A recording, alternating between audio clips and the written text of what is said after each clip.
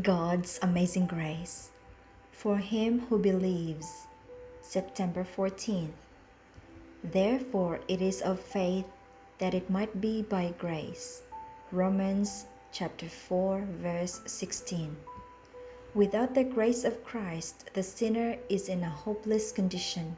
Nothing can be done for him, but through divine grace, supernatural power is imparted.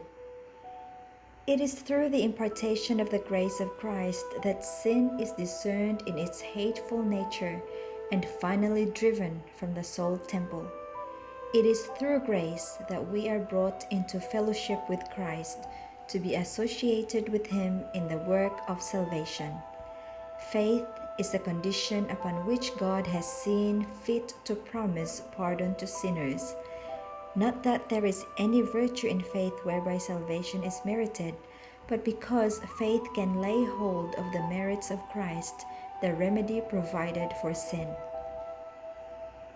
Abraham believed God, and it was counted unto him for righteousness. Now to him that worketh is the reward not reckoned of grace, but of debt.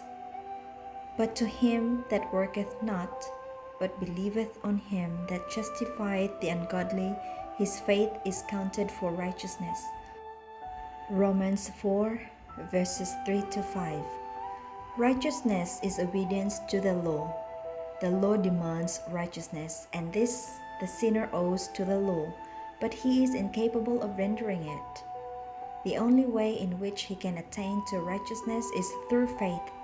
By faith, he can bring to God the merits of Christ, and the Lord places the obedience of his Son to the sinner's account.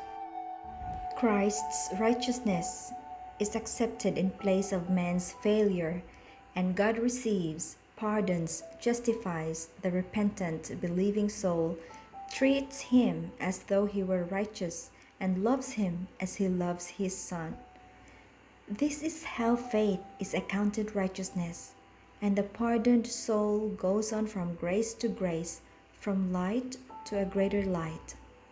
The touch of faith opens to us the divine treasure house of power and wisdom, and thus, through instruments of clay, God accomplishes the wonders of His grace. This living faith is our great need today. We must know that Jesus is indeed ours, that His Spirit is purifying and refining our hearts. If the followers of Christ had genuine faith with meekness and love, what a work they might accomplish! What fruit would be seen to the glory of God!